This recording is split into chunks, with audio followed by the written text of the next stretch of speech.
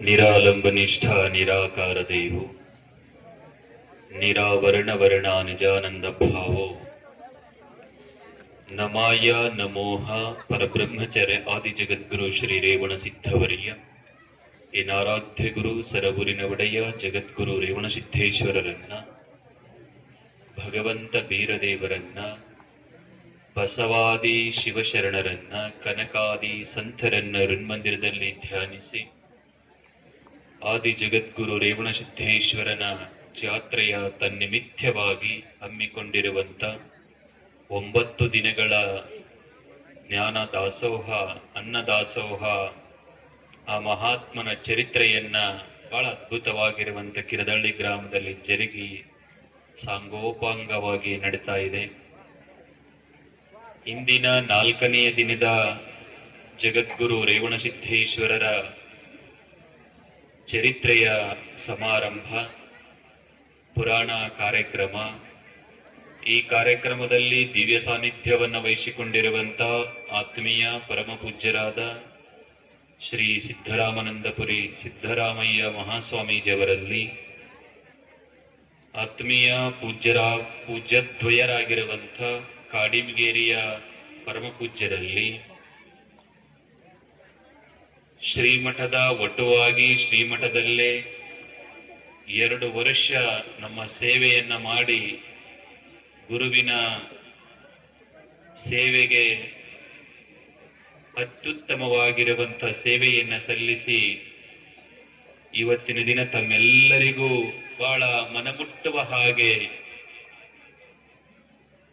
ಜಗದ್ಗುರು ರೇವಣಸಿದ್ಧರ ಚರಿತ್ರೆಯನ್ನು ಉಣಬಡಿಸುವಂತ ಆತ್ಮೀಯ ಶಿಷ್ಯರಾಗಿರುವಂಥ ಮಾಳಿಂಗರಾಯ ದೇವರಲ್ಲಿ, ಆತ್ಮೀಯ ಶಿಷ್ಯರಾಗಿರುವಂತ ಗಾನಕೋಗಿಲೆ ಪುಟ್ಟರಾಜ ಗವಾಯಿಗಳವರಲ್ಲಿ ಸಂಗೀತದ ವಿದ್ವತ್ವವನ್ನೇ ಪಡೆದುಕೊಂಡು ಬಹುತೇಕ ಕೆಂಬಾವಿ ಭಾಗದ ಪುಣ್ಯ ಈ ಭಾಗದೊಳಗ ಶಿಕ್ಷಕರಾಗಿ, ಸಂಗೀತದ ಶಿಕ್ಷಕರಾಗಿ, ಅದರ ಜೊತೆಯಲ್ಲಿ ನಾನು ಬರುವಾಗ ಕೇಳಿದೆ, ನೀವು ಆರಾಮಾಗಿರ್ಬೋದಾಗಿತ್ತಲ್ರಿ, ಸುಮ್ಮನೆ ಮಕ್ಕಳಿಗೆ ಇಷ್ಟು ಪಾಠ ಮಾಡಿ ಅದ್ರಾಗ ಬಂದ ಸಂಬಳದೊಳಗ ನಿಮ್ಮ ಜೀವನ ಬಹಳ ಚಂದ ಇರ್ತದ, ಇದೆಲ್ಲ ರಾತ್ರಿ ಎಲ್ಲ ಯಾಕೆ ಹೈರಾಣ ಅಂತಂದ್ಗಣೆ. ಅವ್ರಂದ್ರು, ಇಲ್ರಿ ಅಪ್ಪರ, ನನಗ್ ಪುರಾಣ ಅಂದ್ರ ಬಂಗಾರ ಇದ್ದಂಗ, ಪುರಾಣದಾಗ ಹೋಗಿ ನಾನು ಹಾಡಿದೆ ಅಂದ್ರೆ ಅಲ್ಲಿದ್ದಷ್ಟು ಆನಂದ ಇನ್ನೆಲ್ಲಿ ನನಗೆ ಸಿಗಲ್ಲ. ಬಹಳ ಜೀವನದಲ್ಲಿ ಆನಂದ ಕೊಡುವ ಜಾಗ ಯಾವ್ದಂದ್ರೆ ಪುರಾಣ ಅನ್ನುವಂಥದ್ದು ನಮ್ಮ ಬಸವರಾಜ್ ಬಂಟ್ನೂರವರು ಹೇಳಿದ್ರು. ಅವರಲ್ಲಿ ಬಹಳ ಅದ್ಭುತವಾಗಿರುವಂತ ತಬಲಾ ವಾದಕರಾಗಿರುವಂತ ರೇವಣಸಿದ್ಧ ಒಡೆಯರವರಲ್ಲಿ, ನಮ್ಮ ಈ ಪುರಾಣದ ನಂದಿ ಸೇವೆಯನ್ನು ಮಾಡುವಂತ ಮಲ್ಲಯ್ಯನವರಲ್ಲಿ, ಅವರಿವರೆನ್ನದೆ ನಿಜವನರಿದವರ ಅಂಗ್ರಿಗೆ ನತನಪ್ಪಿ ಎನ್ನುವ ಹಾಗೆ ಈ ಕಾರ್ಯಕ್ರಮದಲ್ಲಿ ಭಾಗವಹಿಸಿರುವಂತ ತಮ್ಮೆಲ್ಲರಿಗೂ ನನ್ನ ಅನಂತ ಶರಣ. ನಾನು ಶರಣು ಅಂದಾಗ ನೀವು ಚಪ್ಪಳಿಗೆ ಬಾರಿಸಬಾರ್ದು, ಶರಣು ಅಂದಾಗ ನೀವು ಕೈ ಮುಗಿದು ಶರಣ್ರಿ ಅಪ್ಪ ಅನ್ಬೇಕು. ಹೆಂಗನ್ಬೇಕು? ನೀವು ಚಪ್ಪಳಿಗೆ ಬಾರಿಸ್ರಿ ಅಂದ್ರೆ ಮುಗುಸ್ರಿ ಅಂದಂಗ. ನಾನು ಶರಣಾರ್ಥಿಗಳಂದಾಗ ನೀವೇನನ್ಬೇಕು?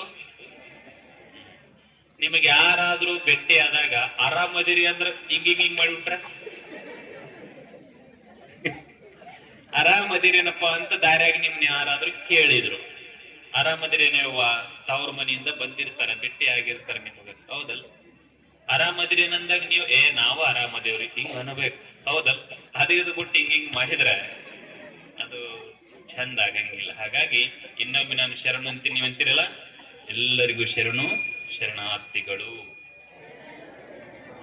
ಇದು ಒಳ್ಳೆ ಸಂಸ್ಕಾರ ಅನ್ನುವಂಥದ್ದು.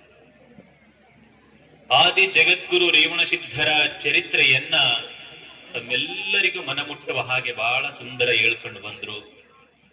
ಇಂದಿನ ದಿನ ಜಗದ್ಗುರು ಶಾಂತಮುತ್ತಯ್ಯನವರ ಜನನ ಆಯಿತು. ಎಷ್ಟು ಮಂದಿ ಲಕ್ಷ್ಯ ಕೊಟ್ಟರೆ ಗೊತ್ತಿಲ್ಲ.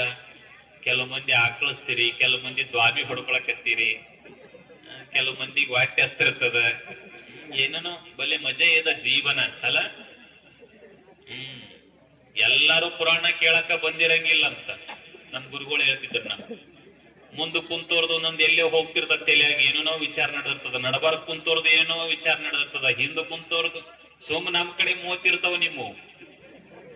ನಿಮ್ ವಿಚಾರಗಳು ಎಲ್ಲೆಲ್ಲೋ ಮನ್ಯಾಗಿರ್ತಾವ, ಎಲ್ಲೆಲ್ಲೋ ಇರ್ತಾವ. ಆದ್ರೂ ಕಿರದಳ್ಳಿ ಒಳಗ ಎಲ್ಲಾ ಬಿಟ್ಟು ನಮನ ನೋಡಕತ್ತೀರಿ. ನಾನು ಗಮನಿಸಿದ ಇಷ್ಟತನ ನಮ್ ಗವಾಯಿಗಳು ಹೇಳಿದ್ರು ಪರೀಕ್ಷೆ ಮಾಡಾಕ್ ಬಂದಾರಂತ. ನಾ ನೋಡ್ತೀನಿ ಬಹಳ ಚಂದ ಲಕ್ಷ್ಯ ಕೊಟ್ಟು ಕೇಳ್ತಿರಲ್ಲ, ಇದ್ರಕ್ಕಿಂತ ದೊಡ್ಡದು ಯಾವುದು ಇಲ್ಲ ಅನ್ನುವಂಥದ್ದು. ಯಾಕಪ್ಪ ಅಂತಂದ್ರೆ ಈಗ ಟಿವಿ ಮಾಧ್ಯಮಗಳು ಬಂದಾವೆ. ಚಂದನ ಕೈಯೊಳಗ ಫೋನ್ ಒತ್ತದ ಹಿಂಗ್ ಚಂದನ ಸರಸುದ ಅದಕ್ಕೆ ಪೂರ್ಣ ವಿರಾಮನ ಇರಂಗಿಲ್ಲ. ಬರೆಯುವಾಗ ಒಂದು ಟಿಕ್ಕಿ ಕೊಡ್ತಾರ, ಅದಕ್ಕೆ ಪೂರ್ಣ ವಿರಾಮ ಅಂತ ಕರೀತಾರ. ಈ ಫೋನ್ ಬಳಸುವವರಿಗೆ ಪೂರ್ಣ ವಿರಾಮ ಇರಂಗಿಲ್ಲ. ನಿದ್ದಿ ಬಂದ ಆಕ್ಳಿಸ್ತಿರ್ತಾರ, ಹಂಗ ಹಿಂಗ್ ಕಣ್ಣು ಬಿಚ್ಚಿ ನೋಡ್ತಿರ್ತಾರ. ಅದನ್ನ ನೋಡ್ಬೇಕು. ನಿಮ್ ಮನೆಯೋಗಿ ನಿಮ್ ಮಕ್ಕಳು ಅಲ್ತಾ ಎಂದರೆ ಸ್ವಲ್ಪ ಇದನ್ನ ಯಾಕೋ ಕಡಿಮೆ ಮಾಡಿಬಿಡಿ, ಸ್ವಲ್ಪ ಕಡಿಮೆ ಮಾಡಿಬಿಡಿ. ಎಷ್ಟು ನಾವು ಫೋನನ್ನ ಬಳಸಿ ನಮ್ಮ ಜೀವನವನ್ನ ಹಾಳು ಮಾಡ್ಕೊಳಕತ್ತೇವಿ. ಅಂಥ ಒಂದು ಯುಗದೊಳಗ ಅದನ್ನೆಲ್ಲವನ್ನ ಬಿಟ್ಟು ಜಗದ್ಗುರು ರೇವಣ ಸಿದ್ಧರ ಚರಿತ್ರೆ ನಡೆದದ ನಮ್ಮೂರೊಳಗ. ನಮ್ಮೂರಿನ ಹಿರಿಯರು, ನಮ್ಮೂರಿನ ಎಲ್ಲ ಗಣ್ಯರು ಸೇರ್ಕೊಂಡು ಪುರಾಣ ಹಚ್ಚಾರ. ನಾವು ಕೇಳಬೇಕಂತೇನು ಬಂದು ಕುಂತಿರಲ್ಲ, ಇದಕ್ಕಿಂತ ದೊಡ್ಡ ಶಕ್ತಿ ಇನ್ನು ಯಾವುದಕ್ಕೂ ಇಲ್ಲ ಅನ್ನುವಂಥದ್ದು. ಇದು ಸಂಸ್ಕೃತಿ ಅಂತಾರೆ ಇದಕ್ಕೆ. ಹಾಗಾಗಿ ನಮ್ಮ ಬದುಕನ್ನ ಸುಂದರಗೊಳಿಸುವಂಥದ್ದು. ನಮ್ಮ ಬದುಕಿನೊಳಗ ನಾವು ಹೆಂಗೆಂಗೋ ನಡೆದಿರ್ತೇವೆ, ನಮ್ಮ ದಾರಿ ಹೆಂಗೆಂಗೋ ನಡೆದಿರ್ತದ ನಮ್ಮ ಜೀವನದೊಳಗ. ಹೌದಲ್? ಯಾರ ಬೇದ್ರು ಅಂದ್ರೆ ಶಟ್ಕೊಂಡು ಕುಂತು ಎಷ್ಟೋ ದಿನ ಅವ್ರ ಚಿಂತನ ಮಾಡಿ ಮಾಡಿ ಮಾಡಿ ನಮ್ಮ ಜೀವನ ಹಾಳು ಮಾಡಕತ್ತೇವೆ.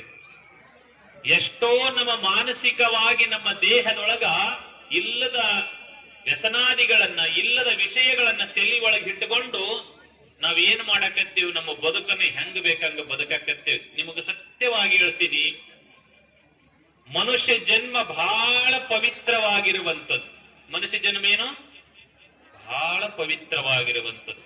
ನಾವ್ ಏನ್ ಮಾಡಕತ್ತೇವಂದ್ರ ಬ್ಯಾಡಾದ ವಸ್ತುಗಳನ್ನ ತಲೆಯಾಗ ಹಾಕೊಂಡು, ಬ್ಯಾಡಾದ ವಸ್ತುಗಳನ್ನ ತಲೆಯೊಳಗೆ ಹಾಕೊಂಡು ನಾವು ನಮ್ಮ ಜೀವನವನ್ನ ಹೆಂಗ ಬೇಕಂಗ ಕಳೆದು ನಮಗಿಲ್ಲದ ಜಡ್ಡುಗಳ ತಗೊಂಡು ನಾವು ದವಾಖಾನೆಗೆ ಹೋಗಿ ಬಿದ್ದು ನಮ್ಮ ಜೀವನವನ್ನು ಕಳೀತಾ ಇದ್ದೇವೆ.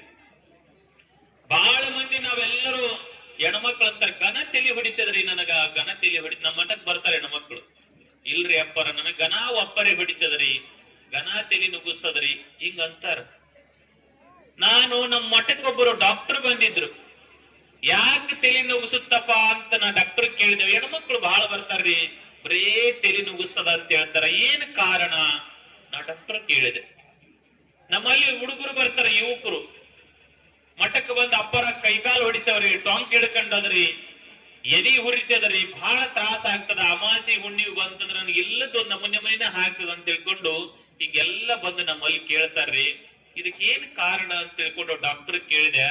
ಡಾಕ್ಟರ್ ಹೇಳಿದ್ರು, ಏನಿಲ್ರಪ್ಪ, ಈಗಿನ ಜನರು ಹೆಂಗಾಗ್ಯಾರ ಅಂತಂದ್ರೆ ಸತ್ಯವಾಗಿ ಹೇಳ್ತೀನಿ ನಾನು, ರೊಕ್ಕ ಕೊಟ್ಟು ಜಡ್ಡು ಕೊಂಡುಕೊಳಕತ್ತಾರ್ರಿ, ರೊಕ್ಕ ಕೊಟ್ಟು ಜಡ್ಡು ಕೊಂಡುಕೊಳಕತ್ತಾರ್ರಿ ಅಂತ. ನನ್ಗೆ ಆಶ್ಚರ್ಯ ಆಯ್ತು. ರೊಕ್ಕ ಕೊಟ್ಟು ಯಾರಾದ್ರೂ ಜಡ್ಡು ಕೊಂಡುಕೊಂತಾರನಪ್ಪ, ಜಡ್ಡನ್ನು ಹೋಗ್ಲಿ ಅಂತ ತಿಳ್ಕೊಂಡು ದವಾಖಾನಿಗೆ ಲಕ್ಷ ಲಕ್ಷ ಸುರಿದ ಆರೋಗ್ಯ ಸುಧಾರಣೆ ಮಾಡ್ಕೊಂತಾರ. ಅದು ಇದು ಬಿಟ್ಟು ಜಡ್ ಹೆಂಗ್ ಕೊಂಡ್ಕೊಂತಾರ ಒಪ್ಪಂದಗಳನ್ನ ಇಲ್ರಿ ಅಪ್ಪರ.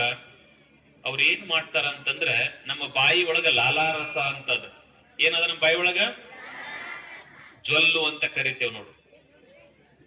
ಈ ಜ್ವಲ್ಲಿನೊಳಗೆ ಎಂಥ ಶಕ್ತಿ ಅದ ಅಂತಂದ್ರೆ, ನೀವೆಲ್ಲರ ಕೈಗೆ ಏನೋ ಕೆಲಸ ಮಾಡಕ್ ಪಟ್ಟನ ಒಂದ್ ಏನೋ ಬಡಿತಂದ್ರ ನೀವೆಲ್ಲಿ ಇಟ್ಕೋತೀರಿ? ಕಿವಿಯಾಗ ಇಟ್ಕೋತೀರ, ಬಳ್ಳ ಬಾಯಾಗ ಇಟ್ಕೋತೀರಿ, ಹೌದಲ್? ಏನೋ ಒಂದು ಕಲ್ಲು ಗಿಲ್ ಬಡಿತ ಕೈಗಂತ ಸಡದ್ಗನ ಬಾಯಾಗ ಇಟ್ಕೋತೀರಿ, ಹೌದಲ್? ಒಂದು ಎಲ್ಲರ ಗಾಯ ಆಯ್ತನ ಸಡದ್ಗನ ಉಗುಳಚ್ಚಿ ಅದಕ್ಕೆ ತಿಕ್ಸ್ತೀರಿ. ನೋಡ, ಅದು ಅದು ಭಗವಂತ ನಮಗ್ ಕೊಟ್ಬಿಟ್ಟ ನಾ ಬುದ್ಧಿಯನ್ನು. ಈ ಜ್ವಲ್ಲಿನೊಳಗೆ ಗಾಯ ಮಾಸುವಂತ ಶಕ್ತಿ ಅದ. ಈ ಬಾಯಿ ಒಳಗ ಪೆಟ್ಟಾಗಿದ್ದನ್ನ ಆರಾಮ ಮಾಡುವಂತ ಶಕ್ತಿ ಅದ. ನಾವ್ ಏನ್ ಮಾಡಕತ್ತೇವಂದ್ರ ಆ ಬಾಯಿ ಒಳಗ ಗುಟ್ಗ ತಿಂದು ಸಂಜಿತನ ಬರೇ ಹೊರ ಉಗುಳುತ್ತೇವೆ. ಹೆಣ್ಮಕ್ಳು ಅದ್ರೆಲ್ಲ ತಾಯಿಂದೇರೆ, ನೀವು ದೊಡ್ಡೋರೇವ, ನೀವು ತಂಬಾಕ ಚೀಲಿ ಇಂತಿಂತಾದಿರ್ತಾವ. ನೀವು ತಂಬಾಕ ಇಟ್ಟುಕೊಂಡು ಮುಂಜಾನಿಂದ ಹಿಡಿದು ಸಂಜಿತನ ಉಗುಳ್ತೀರಿ, ಹೌದಲ್? ನೀವು ಉಗುಳಿ ಉಗುಳಿ ಉಗುಳಿ ಉಗುಳಿ ನಿಮ್ಮಲ್ಲಿ ರೋಗವನ್ನೇ ಬರಲಾರಂತ ಶಕ್ತಿ ಇರುವಂತ ಉಗುಳನ್ನು ಹೊರಗಾಕಿ ರೋಗ ನಿರೋಧಕ ಶಕ್ತಿಯನ್ನೆಲ್ಲ ಹೊರಗೆ ಹಾಕಿ ನೀವು ಇಲ್ಲದ ಜಡ್ ಕೊಂಡ್ಕೊಳಕತ್ತೀರಿ. ನೀವು ದವಾಖಾನಿಗೆ ಹೋಗಿ ಗುಳಿಗೆ ತಗೊಂತೀರಿ. ಸತ್ಯವಾಗಿ ಹೇಳ್ತೀನಿ ನಿಮಗ, ಜಡ್ ಎದರಿಂದ ಬರ್ತಾವಂತಂದ್ರ ಈ ತಂಬಾಕುಗಳನ್ನ ತಿನ್ನೋದ್ರಿಂದ. ತಂಬಾಕ ತಿನ್ನೋರು ತಂಬಾಕಿನ ತಯಾರು ಮಾಡ್ತಾವ ನೋಡ ಅಂಗಡಿಗಳು, ಅವ್ರೆಂದು ತಂಬಾಕ ತಿನ್ನಂಗಿಲ್ಲ, ಅವ್ರ ಕಾರ್ನೇ ತಿರುಗಾಡ್ತಾರ. ತಂಬಾಕ ತಿನ್ನುವಂತ ವ್ಯಕ್ತಿಗಳು ಈ ಸ್ಟಾರ್ ಗುಟ್ಗ ರೆಡಿ ಮಾಡಿ ಇರುವಂತ ಫ್ಯಾಕ್ಟರಿ ಮಾಲಕರು ದೊಡ್ಡ ದೊಡ್ಡ ಬಂಗಲೆಗಳನ್ನ ಕಟ್ಟಿಸ್ಯಾರ. ಈ ತಂಬಾಕ ತಿನ್ನೋರು ಬರೇ ದವಾಖಾನೆಗೆ ಬಿದ್ದಾವ, ಹೆಂಗೆಂಗೋ ಜೀವನ ಬದುಕಕತ್ತವ. ಇದು ಒಂದು ಕಡೆ ಆದ್ರೆ, ಇನ್ನೊಂದು ಕಡೆ ಏನು ಅಂತಂದ್ರ ಸುಮ್ಮನೆ ಇಲ್ಲ ತಲೆಗೆ ಹಾಕೊಳ್ಳೋದು ನಾವು.